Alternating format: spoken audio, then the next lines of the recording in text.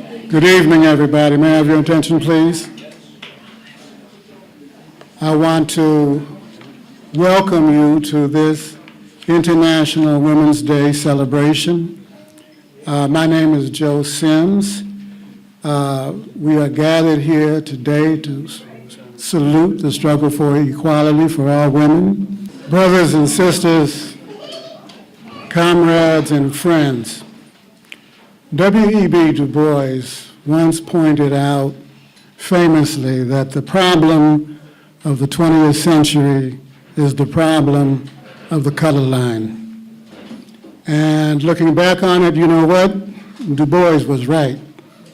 It was one hell of a century. And for most black people, that hell started in the South. For one family, it began in a place called Patton Junction, Alabama. It was there that a group of black coal miners went out on strike. Their hours were too long, wages were too low. They had no rights that a white Alabaman was bound to respect. So they went out on strike, and the company wasn't having it. No. They called together the sheriff and a group of vigilantes, and they marched down to the Union Hall that sat in the middle of a cornfield. And the sheriff called out, "Hey, you boys, come on out of there." And the answer was silence. "I said, come on out." Again. So the sheriff said, "Okay," and he picked up his rifle and put it to his shoulder, but then his son stopped him and said, "Daddy, let every man stand for himself." And the boy dropped down on one knee, put his rifle to his shoulder, and boom, pulled the trigger. And don't you know that was the last trigger that that boy ever pulled? Because the miners were hiding in the cornfield. And when he pulled that trigger, they pulled their triggers too. And that was the end of Patton Junction and the end of that strike. Now, as the story goes, they sent in troops to go after the miners, but the poor whites in the adjoining county cut the railroad tracks so the troops couldn't come in, and the miners and their families were able to escape. Some went to Oklahoma, but a tornado blew down the house. So they moved to a place called Wolf Pit, Kentucky, but the Klan drove them out. So they joined the hundreds of thousands of other African Americans in the great migration north, looking for jobs in auto and steel in places like Cleveland and Detroit and Gary. And these were the circumstances that shaped that period, including the founding of the Communist Party. Now, as things turned out, one of the daughters of one of the miners at Patton Junction ended up as the only woman on the picket line during the Little Steel Strike of 1937. Well, it made sense. Her daddy was a union man, and she never met a strike that she didn't like. Her name was Pauline Taylor, and it was there that she met Gus Hall, who was one of 50 communist organizers hired by John L. Lewis to help found the Steelworkers Union.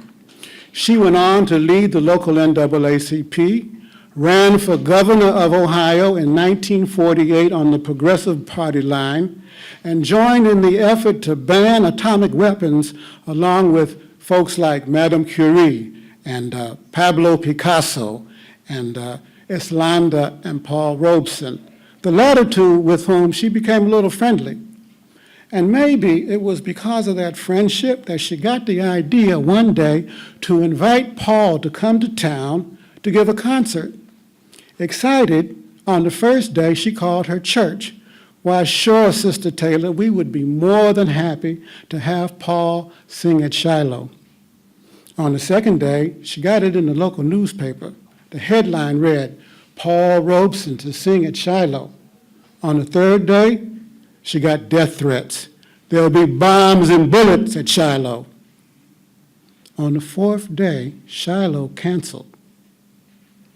Not to be outdone, she went to see the local sheriff, chief of police, and she said, "Chief Allen, we have invited Paul to Youngstown. We have gotten death threats. We need police protection." Allen said, "Paul who?"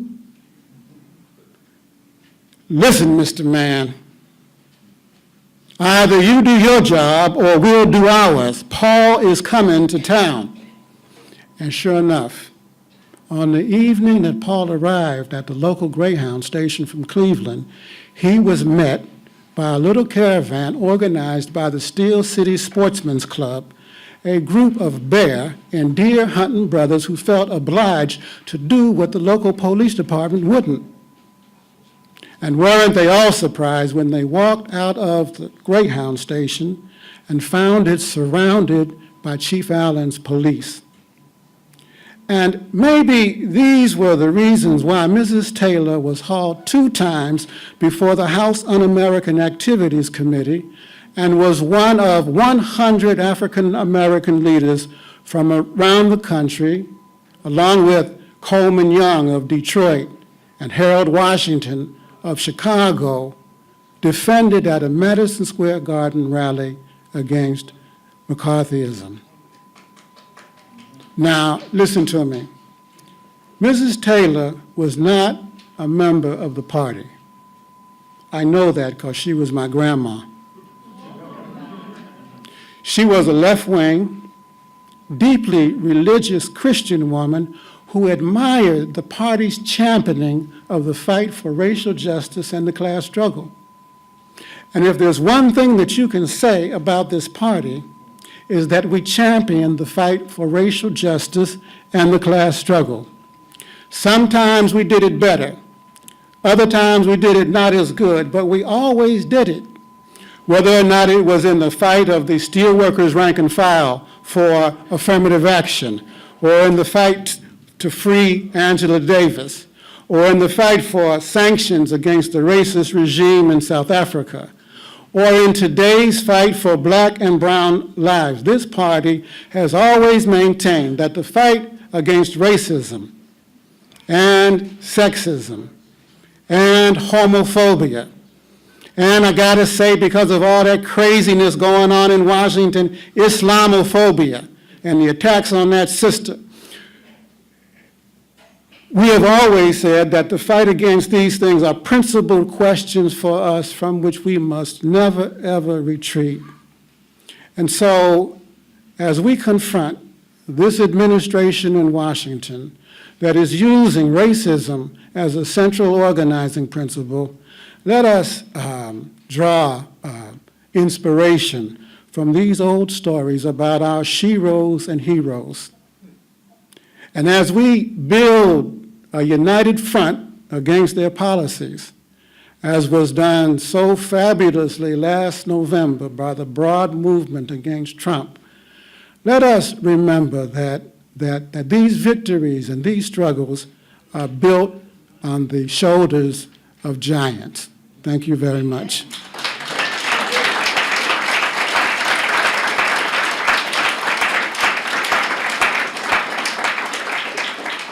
Thank you. I would now like to introduce the MC for this evening's program, an old and good friend of mine who got her start in the movement to free Angela and the National Alliance Against Racist and Political Repression, Reverend Annie Allen. Annie. What a privilege it is to stand here once again for our International Women's Day, Women's History, and African American History Month event. So I just wanted to say that our party has been for 100 years for working people, for living wages, for good wages for workers in our country, for all people, for women's rights and voting rights, and for our gay and lesbian and thank God for our transgender people who are being discriminated against and pushed aside today. The party has stood in solidarity with people in our country who are the backbone of our country. We are the real Americans. So without further ado, I want to introduce our first speaker tonight. And I don't know Dr. Lee Mullings very well. I wish that we have met before, we haven't had a chance to really get to know each other. And I'm going to read a little bit about who she is, and her presence here will speak for itself. She is, starting out, a registered nurse. But beyond that, she went on to become one of the first 2 African-American women to receive a doctorate degree in anthropology from the University of Chicago. She has taught at Yale and at Columbia before entering City University of New York. Most recently, she has been a distinguished professor at CUNY Graduate Center, where she served a term as the president of the American Anthropological Association. She's written books and produced numerous articles, books and chapters and edited volumes, pioneering scholarly work on women, healthcare, and education. Dr. Mullings has spent her entire life in the struggle. She has been in the forefront of issues of racial and gender equality, including the anti-apartheid movement, the African liberation movement, and she was one of 5 leaders who initiated the founding of the Black Radical Congress. I can't wait to hear what you will have to share with us tonight, and I am honored to introduce you. Please come up and share your wisdom with us tonight. Thank you for that wonderful introduction. And first, I'd like to thank the People Before Profits Foundation, the We Are Not Going Back Committee, the New York State Communist Party, and the New York State YCL for organizing this meeting. My main task today is really not to speak, but to introduce our esteemed speaker, Robin D.G. Kelly. But in recognition of International Women's Day, I'm going to say a few words about women's equality and the fight against racism. International Women's Day was first organized by the Socialist Party of America in 1909. It eventually came to be celebrated in most communist and socialist movements, and in some cases, the activities around International Women's Day were very active in advancing stages of the revolutionary struggle. International Women's Day was adopted by the UN in 1975, but in Western countries, its observance was relatively low. In 2011, President Barack Obama proclaimed March to be Women's History Month. So there has, of course, been a great deal of progress since 1909. Stimulated and supported by the civil rights movement, the second wave feminist movement brought about significant advances for some women in employment, civil rights, and the electoral arena. Yet in many ways, the relationship between the struggle for women's equality and the struggle against racism remains something to be worked on. 5 years after Barack Obama declared March as Women's History Month, and despite Trump's astounding misogyny, and perhaps because of his outright racism, he won the vote of 47% of white women, as compared to 45% for Hillary Clinton. Women of color, on the other hand, voted overwhelmingly for Clinton, 98% of black women and 67% of Latinas. So, what does this tell us? This tells us that we have work to do. So we are living now in times in which contending forces and irreconcilable contradictions have produced a very unstable but virulent form of capitalism. And this reminds me of Gramsci's description of an interregnum. In his words, "The old is dying and the new cannot be born. In this interregnum, a great variety of morbid symptoms appear." And we have seen some very morbid symptoms. However, what that means is that our mission is to do everything we can to promote the birth of a new society. And so, although we are, the situation is very oppressive now, I think we should realize that this is because of the contradictions of capitalism. And it's very unstable. The various forces of capital are sometimes in opposition to each other, and we must take advantage of these spaces. The good news is that the resistance is growing. The Women's March following the Electoral College election of Trump, and I think we should always call it the Electoral College election of Trump, was the largest single day of protest in U.S. history. The last election brought an unprecedented number of women and people of color into Congress. And despite voter fraud, Stacey Abrams got a record number of votes in Georgia. But it's necessary to be vigilant. The fissures of race, class, and gender are already evident in some of these new initiatives, and needless to say, the enemy will try to work on them. One of the most important interventions in the last few years has been the movement for Black Lives. And I've been working with this organization for the last 3 years and observing its development. Young Black women who adamantly reject the patriarchy of the last generation of activists have seized the reins of the newest phase of the Black freedom movement, following in the footsteps of Claudia Jones, Fannie Lou Hamer, and Angela Davis. And I'd like to just say a word about the work of Claudia Jones and Angela Davis. We hear a lot now about intersectionality, and it's almost a mantra: race, class, and gender. However, it's an intersectionality often that doesn't have politics. Claudia Jones wrote an article about women, class, and race, laying out intersectionality and its relationship.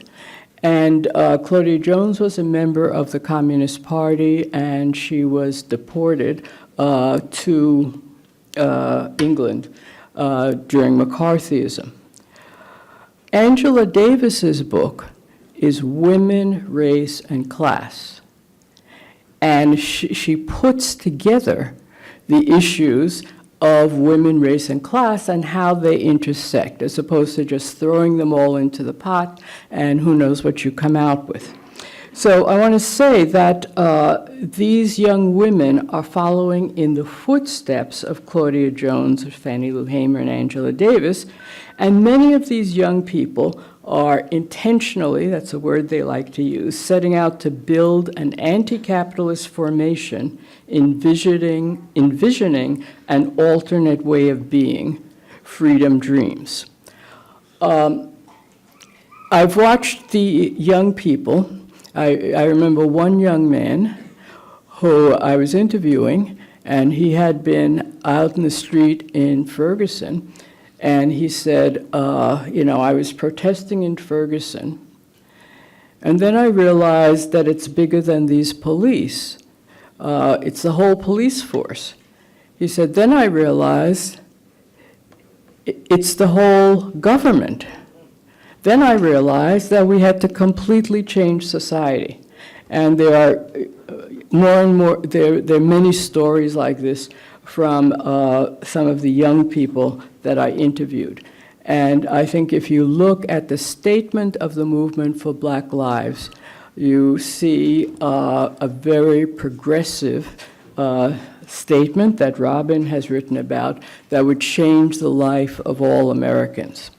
The movement for Black Lives has also initiated a group called the Majority. And this is a cross-issue, cross people of color and anti-racist organizations. And they state very clearly that one of the things that, one of the precepts that they're based on is anti-capitalism. So this is a movement really to watch and keep an eye on. Not surprisingly, one of the scholars whose work has had tremendous influence on these young activists is Robin D.G. Kelley. An award-winning people's historian, Robin is currently Distinguished Professor and Gary B. Nash Endowed Chair in U.S. History at UCLA. His work has been important not only to activists, but as an example to young scholars of a true public intellectual in the tradition of W.E.B. Du Bois. And just last November, at the meeting of the American Anthropological Association, there was a session to honor Robin, and he's not even an anthropologist. And it was packed, and person after person really talked about the way in which Robin's example had given them the courage to be scholar activists, to speak about things that needed to be spoken about. Robin has encouraged us to free our minds to think about what a fair and just society might look like, brilliantly recounting examples of this transformative political imagination in his amazing visionary book, Freedom Dreams. In addition to numerous accessible articles on current topics, including the movement for Black Lives and racial capitalism, Robin has written, is it 12 books? I think that's what I counted, 12 books. And I want to read a few of the titles to give you a sense of the breadth of his writing.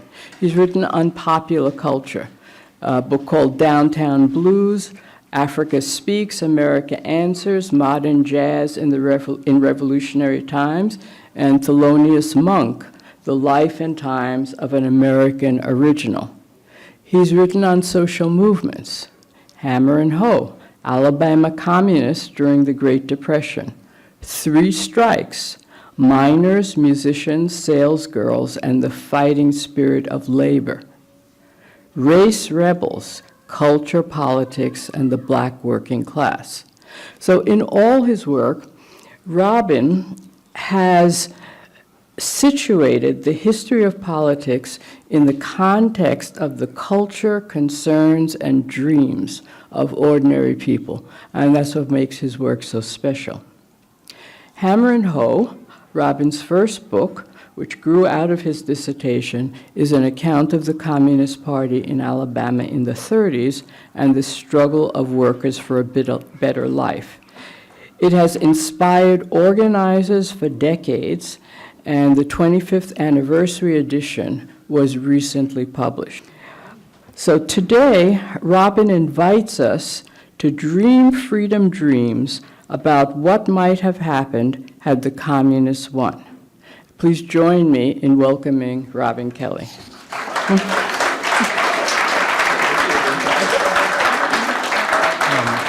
It's such an honor to be here for reasons I'll explain in a second, but this is the 100th anniversary of the Communist Party. Happy birthday, Communist Party USA.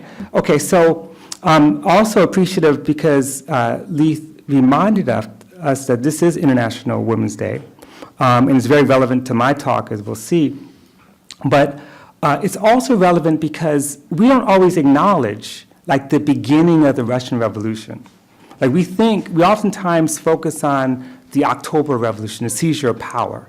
But we have to remember that it was when thousands of female textile workers and housewives took to the streets of Petrograd in February, which is, in the Russian calendar, February 23rd, but basically March, to celebrate International Women's Day. And they came out on the streets, there was a bread shortage. Their actions were followed the next day by 400,000 people coming out into the streets. 200,000 workers went on strike. You probably know the rest of the story. It led to the abdication of the Tsar and opened up the possibilities for what becomes the Bolshevik seizure of power. But what's important about this story is that the vanguard party was nowhere to be found. They were all in exile. So we don't give credit to these women for, in some ways, fomenting this revolution. So that's International Women's Day for me. Finally, I want to acknowledge a special guest in the audience, a really dear friend of mine, the great playwright Naomi Wallace, who's sitting back there. And let me tell you, you have to clap for her. The reason why it's important is because she wrote a play called Things of Dry Hours. Some of you might have seen it. It was off Broadway. Things of Dry Hours was inspired by Hammer and Hoe, but it was done at the New York Theater Workshop. Some of you may have seen it with Delroy Lindo.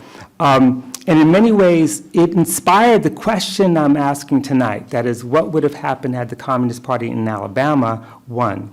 The play itself is inside, the whole play takes place inside the home of a black communist and his daughter. You never get out. In fact, we don't see the violence or the protests or the actual street organizing, but you know it's there. The virtually claustrophobic setting becomes a kind of metaphor for the interior life of Southern working people, black and white. And I think Naomi really succeeds in taking these three characters to tell a really complicated story of how people struggle to find life, to find love, to find meaning, connection, under the incredible circumstances of racial capitalism and in the midst of building a revolutionary movement. And of course, this opens up the question, what do we want? When we fight, when we make demands, do we want? What is it that we want that's beyond overthrowing class rule or addressing material needs? In some ways, you think about Marx, Engels, Lenin, Gramsci, they had something in common, and that is they all talked about creating a new human. And a new human is not just about being able to have a living wage. It's so much more than that. And what does it mean for the soul, for the psyche, for our relationships with one another? And that's, to me, what the play is about. So my book is nothing compared to the play. I mean, you check out the play. Anyway, so let's get to this question. One of the things that make communists different from any other party, and by parties, I have kids who think that there's only two parties in the world. There's the Democrats and the Republicans. But communists didn't just fight for the present. And I shouldn't say past tense because we're still here. Communists don't just fight for the present. They don't just fight against evictions, for unemployment insurance, for unionization, better wages. They fought for the future, and they fight for the future. Not just the future of an interest group or an oppressed nationality, but for all people. They envision revolution, a complete overturning, rather than just reform.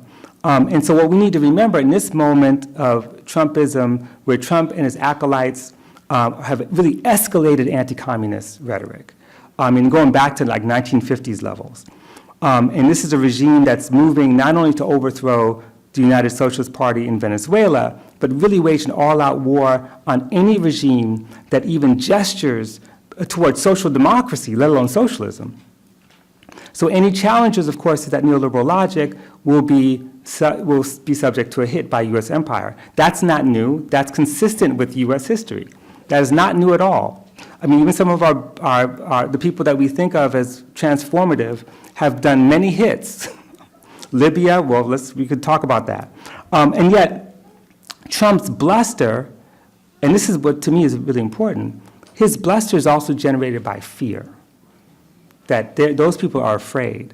They're afraid because you have the election of people, whether you like them or not, like AOC, who at least has an affiliation with the DSA. You have the election of socialist-oriented mayors like Ras Baraka in Newark, like Chokwe Lumumba in Jackson. You've got the whole Bernie Sanders phenomenon. In other words, whether or not you agree, the fact is that socialism's on the table. And because it's on the table in a way that is gaining legitimacy, that is generating a certain kind of fear. And what's ironic is that as bad as things are right now, and they are bad, I don't disagree with that, it seems that we're almost in a better moment for the resurgence of the party and for communist socialist movements than when I published Hammer and Hoe. So Hammer and Hoe comes out in 1990. And you know what happened then. Young people may not know, but 1989, the fall of the Berlin Wall. 1991, the collapse of the Soviet Union. There's a massive split in the CPUSA. And back then, if you pick up any magazine, all these liberal and conservative pundits are writing the epitaph for the Communist Party. Or for the it's over, it's done, the end of history, right? So that book came out then. So, people weren't like racing to go buy it in those days. I mean, like, why would you write a book about the Communist Party in 1990, right? And yet, it lasts, it's still here. Now, of course, when I wrote the book, I didn't feel that way at all. I didn't feel that way when I was researching Hammer and Hoe, which was, as Lee said, originally my dissertation. And in fact, it was in this building in September 1986, where I interviewed Jim Jackson. Some of you may have known James Jackson. It was a very memorable interview. I remember tracking him down, and he says, okay, I only got 45 minutes, right? And I went to his office, I'm sitting there, and he spent 3 hours with me. And I actually think that he was so shocked that a black person was trying to write about the Communist Party that he didn't know what to do. And he's just like, I'm going to talk to you. I mean, I think he really enjoyed that. And I remember so vividly, the first 40 minutes was, a speech. Like, it was a really just tight, beautiful speech on the objective conditions of the South. In other words, it's his like talking points. And he presented the party strategy. He gave a nice capsule history of this Southern Negro Youth Congress.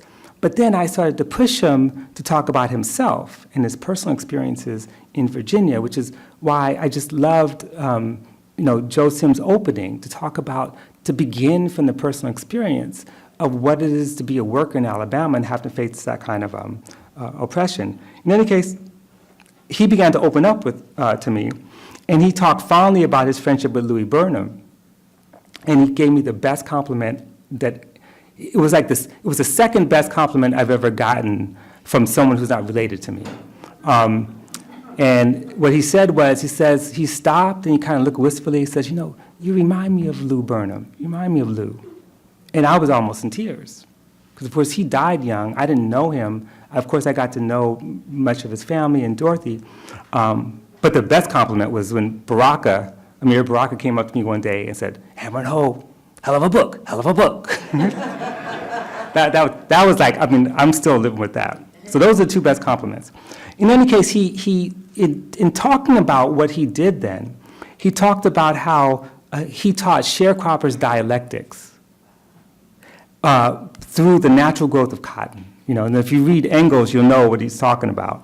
He spoke movingly about the dangers of organizing a movement in Birmingham in the late 30s. So now when I interviewed James Jackson at the time, I actually was on my way south. I hadn't gone south. I'd started in the Bay Area. I was in New York, and I hadn't seen the archive yet, the archives. I hadn't done the interviews. And two things I remember. I remember leaving for the South in November. That's like a month after I interviewed him. And then Henry Winston died in December.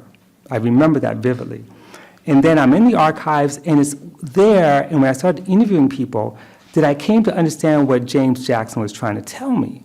And what he was trying to explain to me in his own sort of way was that the Communist Party's presence in Alabama was as much about intellectual work and developing a critical analysis among the people and among workers and sharecroppers as it was about challenging police repression, Jim Crow, forced evictions, below poverty wages, that there was something about learning to understand the world to move beyond it. That's the thing, and it didn't occur to me until I started talking to people, and you know. So anyway, that revelation, of course, disrupts the question that we began with, which is, what if the Alabama communists won? That means that we have to ask another question, that is, what does it mean to win? What does winning actually mean? To think of winning in the sense of a final victory, or as one familiar song that I think some of us know, the final conflict, to think in those terms is undialectical. You know, if you sort of think of it as the final conflict, it is undialectical. They were dealing with contradictions of their time, their place, their condition, and they developed strategies and tactics that were appropriate for their time, place, and condition. So when the party gained a foothold in 1930-31, this is what they were fighting for. They were fighting for immediate relief for the unemployed. They were trying to stop evictions. They were fighting for the right to organize, the right to have unions. They were fighting for winter provisions for struggling sharecroppers in the Black Belt and elsewhere, increased wages for cotton pickers. They were fighting for the defense not only of the Scottsboro boys, but for all black men and women subject to the racist criminal justice system, and resisting police violence. That's what they were doing. And women were at the forefront of these struggles. I'm going to name some names here. They're all in the book. Estelle Milner, Helen Longs, Eula Gray, Cornelia Foreman, Addie Atkins, Jane Speed, Alice Burks, there's many. But here's the thing. In the 1930s, early 30s, they were winning. They were winning. I don't say this in the book. I realize it. They were winning. Why do we know they were winning? Because why would Birmingham have to pass a criminal anarchy code in 1930? Why would Bessemer and Birmingham have to pass anti-sedition ordinances in 1934 and 33? Why would they spend all this time, money, energy on shooting people and beating people and arresting people and surveilling people? Why would they spend all that time? Because they knew that the Communist Party was winning. As I say in the book, there's a point where the Communist Party's organizations had, in Birmingham alone, about 500 or 600 members. The NAACP had 6. Wow. Had 6. If you don't believe me, it's in the book. Okay? So this is why, you know, their efforts to secure basic rights, because remember, I gave you that list. These are basic human rights. These are basic civil rights. That the fact that they were trying to secure these rights against extraordinary violence suggests that Alabama wasn't simply just another site of struggle, it was a war front. And it was a war front where the powers that be were afraid, okay? Now the Popular Front, of course, shifts things, so we have to consider it when asking the question, what if the party won? Well, if the party won in the early 30s, it's a different story than if they won after 1935. So, you know, so we have to sort of ask ourselves, how during the Popular and Democratic Front, the Southern Party leadership made the shift to focus on building alliances with white liberals. Ultimately, at the local level, they somewhat abandoned the black working class and the white working class for the sake of trying to build this Popular Front with Southern liberals. Now, don't get me wrong, this too was a very vibrant and productive and dangerous period as well for the party, but because this is when communists actually worked with Southern liberals and founded the Southern Conference for Human Welfare. Some of you may know this story. The Southern Conference for Human Welfare, founded in 1938, becomes the Southern Conference Educational Fund, headed by who? Ann Braden and Carl Braden, right? You can't understand Ann and Carl Braden without the Communist Party in Birmingham. That's inconceivable. This is when young white communists formed the League of Young Southerners. They could have been doing something else, but instead they're having these interracial meetings with black militants. You know, I mean, they had a different future ahead, but they made that choice. This is a period when young black communists formed the Southern Negro Youth Congress in 1937, and 2 years later decided to make Birmingham its national headquarters. Now, let's pause for a minute. Think about what it means for college-educated black people, some of whom might be considered middle class or elite, who can actually go on to have great success in life within the kind of framework of Jim Crow. They could have done that. And all of them, James and Esther Cooper Jackson, Dorothy and Louis Burnham, Augusta and Ed Strong, literally decide, you know what, we're moving to Birmingham. Most people are trying to get the hell out of Birmingham. They move into Birmingham in 1939 and stay there for a decade to organize. Who does that? Right? They're not going there for a campaign. They're not going there for 6 weeks. They're going there to build a movement. And they made that choice, right? And they go there, and who do they meet? Other possible emerging black elites who made a choice. Ethel Lee Goodman, Sally Davis, who had a daughter named Angela, you may know her. All these who were Alabama born and college educated who made this decision to do this work. So they represented a community of young, black, visionary intellectuals who chose to risk their lives in one of the nation's most dangerous cities for black people in order to challenge white supremacy and capitalism at its core. They committed class suicide, as Amilcar Cabral would say. So this was a bona fide radical movement. And despite its rather traditional slogan of freedom, equality, opportunity, what they did was they challenged racial discrimination in the armed forces. They launched a voter registration campaign. This is in the 1930s and 40s. They investigated police brutality cases and civil liberties violations. They waged a campaign in Birmingham to end segregation on buses. In 1944, especially Lou Burnham in particular, proposed forming a black political party under the slogan nonviolence and non-cooperation. That's 1944. That's a decade before Brown v. Board of Education, more than a decade before the Montgomery bus boycott. And they were directly involved in the political and legal defense on behalf of black women victims of sexual violence. Okay? If you don't believe me, it's in the book. But I'll just say, it marks a real shift away from like the Scottsboro case, but they were fighting for cases like Nora Wilson. We should all know who Nora Wilson is. She's a black Alabama domestic worker convicted of assaulting her boss with intent to kill because she wasn't going to be sexually assaulted. Recy Taylor, there's a film about Recy Taylor. What you don't get from the film, unfortunately, is the role that the Southern Negro Youth Congress played in fighting on her behalf. And she was, you know the story, she was raped by 6 white men in Abbeville, Alabama, and her case was a cause célèbre. The other thing that the Southern Negro Youth Congress did was they also developed a rich cultural and artistic movement as well. Now, if the communists won, there's certain basic things we could assume. And again, now we're being sort of visionary. We're being like, we're Sun Ra. We're thinking about the future in some wild ways. So they would have succeeded in organizing a vibrant, interracial, industrial labor movement in Alabama and throughout the South. Because remember, this was the Achilles heel of the national labor movement. The attacks, Taft-Hartley, the right-wing attacks on the labor movement, it fell as a result of the war on the South. When Operation Dixie didn't succeed, it undercut the entire labor movement. Not just in the United States, but you can make the argument around the world.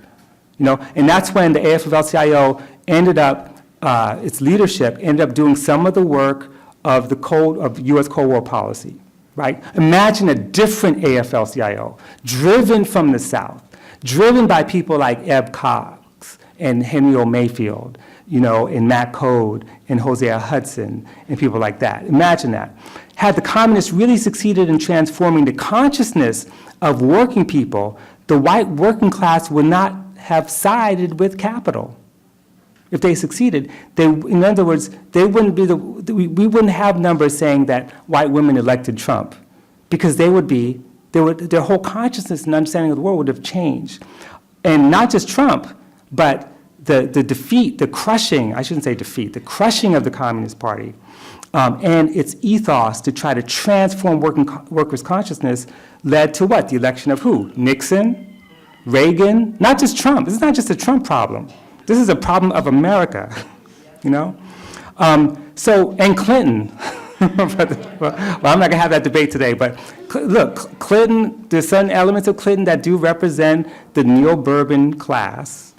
Think about it, you know, don't be mad at me, but I'm not trying to be, Okay. In any case, the movement for civil rights would have undoubtedly had a stronger economic and labor agenda. Okay, maybe it would be called something else. The other thing, a couple other things, you would not have had a 12-year gap between the Southern Negro Youth Congress, destroyed in 1948, and SNCC. So SNCC emerges in 1960s, imagine if that was unbroken struggle. You have the first SNCC and the second SNCC, not with a 12-year gap. I think that's significant. Alabama would, had they won, would actually embrace immigrant workers rather than pass laws like, the anti-immigrant HB 56. Immigrant workers would have been embraced and been in solidarity. The other thing is that this may be a small thing, but I think it's a very big thing. The Birmingham Civil Rights Institute would look very different. Imagine the exhibitions and overall narrative shifting from a story of liberal inclusion to radical transformation, where people I've mentioned, like Estelle Milner and Eula Gray and Eb Cox and others, would have been like the major players, not just tokens in that museum. But more importantly, we can guess that the Institute would not have hesitated to give an award to Angela Davis. In fact, she could have gotten the Shuttlesworth Award. She might have gotten the Hosea Hudson Award. Who knows? All we know is that had they won, it would be a very different story.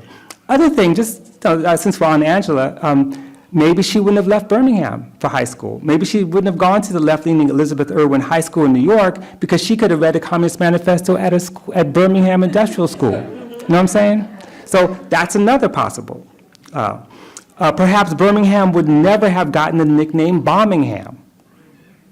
And the Magic City would be known as the Red City. It's like, the Alabama's version of Bologna, right?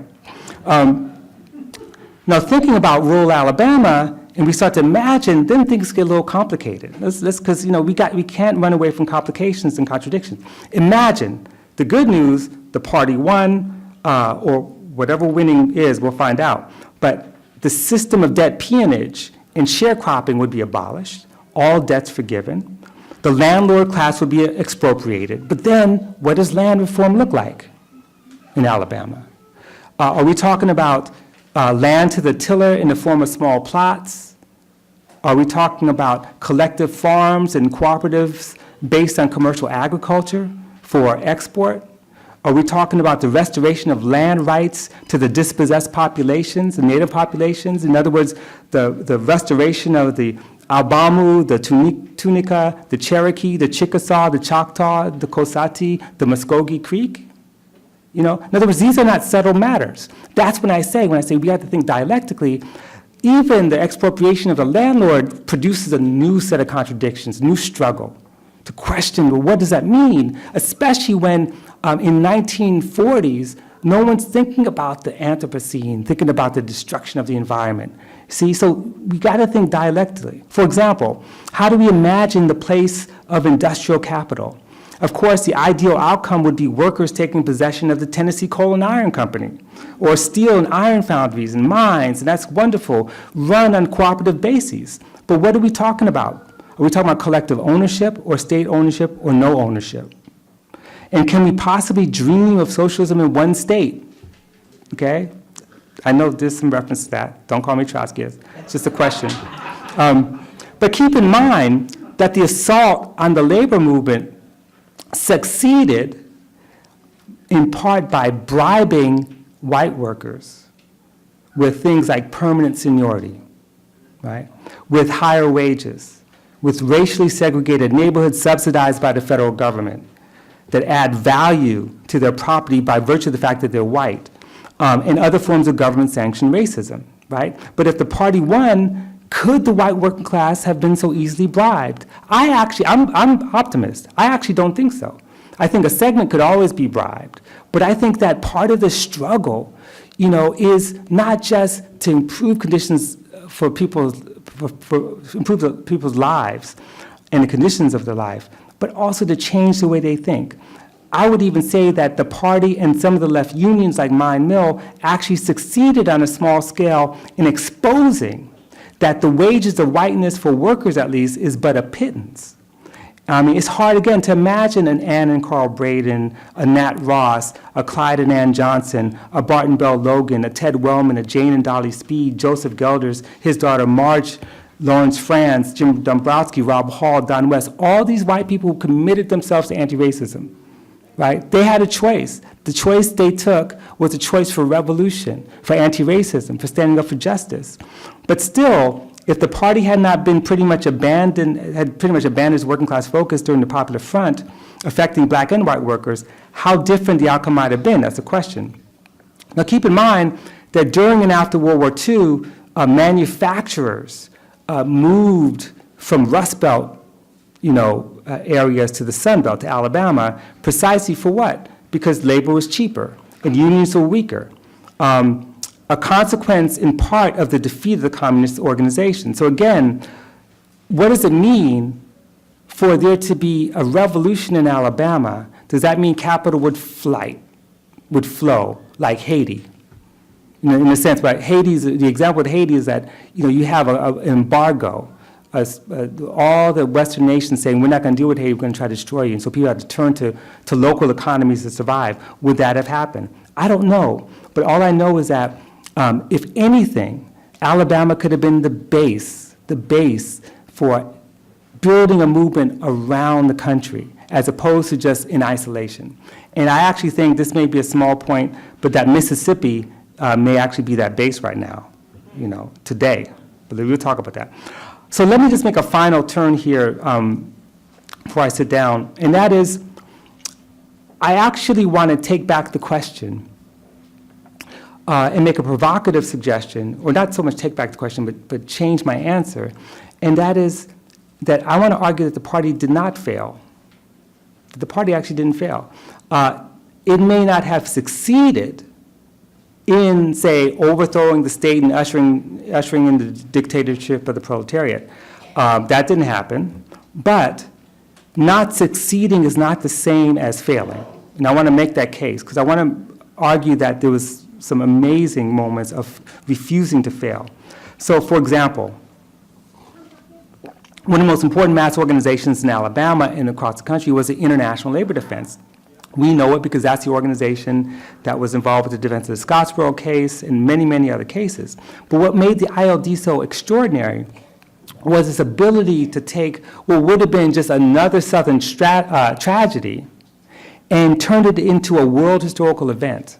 Okay? Imagine what it meant to do that, because they didn't believe that justice could be won in the Jim Crow courts. They adopted a strategy and analysis that was unique. You wouldn't have, the world wouldn't know about Mumia Abu-Jamal had it not been for the strategy of basically trying to try his case in the world in the world court of public opinion and struggle. That's why we know who Mumia is. Otherwise, without that strategy, which ILD, I think, really pioneered, we may not know. The ILD put forward a critique of injustice that persuaded people that defendants were not only innocent, but were victims of systematic racism and class oppression. They also fought in the court of public opinion, building a social movement with a national and international reach. Think about it, 13,000 people assembling in Cleveland to protest the Scottsboro frame-up 2 weeks after they're arrested. 2 weeks. 20,000 demonstrating in New York City, followed by protests in Paris, Moscow, South Africa, Tokyo, elsewhere. And then also they changed the narrative. The communist press circulated stories and images that presented an alternate reality, that humanized the defendants and generated sympathy and indignation. So what I mean by that is that the communist press, the Southern Worker, the Daily Worker, the Labor Defender, they countered racial and gendered stereotypes that painted all black men as violent rapists, that painted all white women as pure, virtuous victims, and instead flipped the script on black women by actually allowing us to see black women grieving as mothers, which you do not see in popular culture. You do not see. They made that possible. So what they set out to do was extraordinary. That is, to reverse the poles of criminalization, to turn young black men into victims and the state into the criminal, right? And that's what it did. So this narrative deeply affected organizers on the ground, not to mention the political culture in a place like Birmingham. So in 1934, for example, the ILD in Birmingham, which had grown in 1934 to about 3,000 members, was not only the largest civil rights organization in the city in 1934, the ILD was, but in some cases, it began defending black people from the police and vigilantes with guns. So go back to Joe Sims again. You know, people were armed. You know, but I wouldn't call it an armed struggle in a deliberate sense of the word, but there were moments when the police actually lost. So the court had to dismiss. I'm sorry, let me go back. So I'll give you one case. It's the case of Ed Johnson. So Ed Johnson is this employee in Selma, Alabama, and he was charged with raping a white woman, false charge, totally bogus. But the court had to dismiss the charges when the alleged victim actually admitted in court that the police forced her to invent the story. And she said in court, she said, you know, I will not be another Victoria Price or Ruby Bates. I would tell the truth. I'll tell the truth. So in other words, you know, Victoria Price, Ruby Bates in particular, I'm sorry, I would not be another Victoria Price, but I'd be like Ruby Bates. I would tell the truth. So Ruby Bates, of course, is the one who said, no, it never happened, and was vilified for that. So imagine how she came to that conclusion. The only way she could even invoke Ruby Bates is by the fact that this case was public, was famous, was contested, and the dominant narrative was contested. And the CP is responsible for recasting her as a hero, right?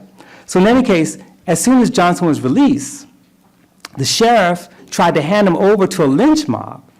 But the ILD showed up for the plan. They were all organized and armed. The defense squad of ex-servicemen surrounded him, took him to a safe place, okay? And I want to sort of end that part with that story, because when we talk about memory, and my students do this all the time, part of what they want to remember are the incidents of violence and victimization. Part of the memory is the fact that Ed Smith lived. And he lived because of the armed protection that he received from an organized group that was part of an international movement. That is memory. That's what we should remember, that he lived, right? So by other measures, we could argue that while the party did not win per se, they did not lose, you know, and we could talk about all the people who they resisted who they saved from being evicted, the people that they helped by getting more relief to them, the electricity cables that they pulled together to make sure that people had electricity when their electricity was turned off, and of course they laid the groundwork for the civil rights movement. But perhaps most importantly, all these small struggles are kind of windows into how people struggled with ideas, and it goes back to Jim Jackson. To be a communist was to learn how to be a communist. You're not born one. Communist is not something you pay your dues and you walk around and, you know, wait to the voting. You have study groups. You actually learn. And so one of the things that I discovered in writing this book is, one, in places like Tallapoosa County, Alabama, there was internationalism. Internationalism. Comrades read about struggles around the world in the Southern Worker, in the Negro Worker, and these kinds of publications. Most people couldn't read. So usually a girl, because girls had more education, at least at the elementary level, than boys, because boys had other means of employment. And they would read the paper to whole groups of sharecroppers and tenant farmers under a tree. And they would read stories about Kenya. They'd read stories about, you know, what's happening in South Africa. And most importantly, they read stories about the Soviet Union. And everyone understood that the movement they were a part of was part of some kind of international movement with the Soviet Union. So for them, they believed that they had direct support from Stalin. That if anything would have happened, Stalin would send ships through Mobile and protect them. And that's what the whole point. So, you know, it's like, now you're courageous because you know you got people on your side. He was a friend like Lincoln was a friend in the Reconstruction. Not a real friend like Lincoln, but, you know, Lincoln wasn't a real friend, but that's another story. We'll talk about that. He became a pretty good friend. We can have that debate. In any case, to go back, pedagogy was part of the process, and it wasn't just blind faith. I mean, they learned from each other, they read party pamphlets. I'll never forget, this is a side story, but, and I don't think it's in the book, but one of the people I interviewed was a man named Lemon Johnson, and I went to his shack. He lived in the same, it was really a shack. The roof was caving in, and he walked into his room, it was like 2 rooms, 1 bedroom, and I had to sit on the bed while he sat on a chair, and I interviewed him. And he had a picture of Martin Luther King on the wall, he had a picture of Kennedy on the wall, and then we're talking, and I'm talking to him about the sharecroppers' strike in 1935, which was fighting for basically $1 a day. And he says, let me tell you what won that strike. So in his mind, they won. That's important. He says, what won that strike? He says, first of all, we weren't afraid because we knew, and he's the one who said, we knew that if anything were to go down, that Stalin would send troops to support us. And that we had a plan, you know, he's talking about like maybe bombing some landlord's house. But the most important thing he says, there are 2 things that we had that helped us win that strike. And he pulled out a dog-eared copy of Lenin's What Is to Be Done, put it on the bed, slap. Then he pulled out a box of shotgun shells, put it next to Lenin, bam. He says, theory and practice, right there. I'll never forget that. But this is what they came to. And even kids in the Black Belt were members of like the Young Pioneers. So imagine, again, Tallapoosa County, Lee County, all these places would have these like children's auxiliaries called the Young Pioneers whose slogan was "Smash the Boy Scouts," by the way. And they would read like the Young Pioneer, and in the Young Pioneer they'd have these like cartoons with Nat Turner, Denbrock Vesey, Toussaint Louverture. They weren't even getting that in the Negro schools, right? They were getting education. So finally, I think the greatest evidence, the last thing I want to say, of their success is the history they left behind. That, to me, has no peer. Because they left behind a history for future generations, for all these young people who are in movement for Black lives, and other organizations, we could talk about Dream Defenders and others. There are critical political lessons taken from the communists in Alabama and elsewhere. And let me just talk about a couple of them. I talk about it in the new forward. But for example, young activists who often felt that divisions of race, ethnicity, gender, and sexuality were insurmountable, or assumed that identities determine political choices and alliances, learn that solidarity is a dynamic, unpredictable process, and is shaped by the struggle in real time. So the Black working class of Alabama didn't join the Communist Party out of economic calculation. They weren't like, oh man, I'd probably give me a job here. Instead, they were driven not by narrow interests, but they were fighting for themselves, and they were fighting for each other, and fighting for a fairer, less oppressive world for all people, even the people they've never seen in their lives. The folks I had the privilege of writing about prove again and again that anti-racism and class solidarity are not trade-offs or mutually exclusive, but actually go together. They're mutually constitutive. I mean, this is something that you all take for granted because you've been building a movement around this conception, as Joe mentioned. But that's not the case for a lot of the young people that I'm dealing with. They think that it's a choice, or they think that one gets in the way of the other. And I think they're learning that actually you can't separate these things so easily. Secondly, the communists placed what appeared to be local and isolated struggles against the mean bosses and landlords in a global context, one that exposed the structural dimensions of capitalism as a system, right, and offered a path forward. Third, the movement did, in some ways, lay the groundwork for the next generation of activists who transformed the face of the South and the U.S. as a whole. I mean, the fact is you wouldn't have a Chokwe Lumumba or either his father or the son in the mayor's office in Jackson had it not been for these movements, okay? Finally, last thing, is that their history, the history they bestowed upon us, reveals something about how people think and how struggle changes their ideas about what's possible. It's not about being right or wrong. It's about being in struggle and learning, because you begin to see things you couldn't see before. and in a collective setting. They learn, why are we oppressed? Why is there poverty and inequality? What are the alternatives to capitalism? And I've come to realize that this last thing, understanding what's possible and learning through struggle, is the most important lesson of all. And I'll stop there. Thank you.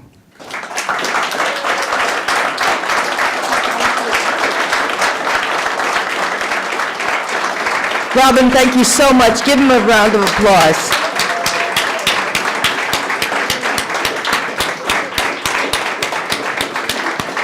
We really appreciate that historical perspective and the envisioning and your creativity of imagining what things could be like, and to name all of those unsung heroes and sheroes and people whose names we don't know. I didn't know a fraction of those names, and it's amazing to me. So we're grateful. We're all grateful to you. Thank you.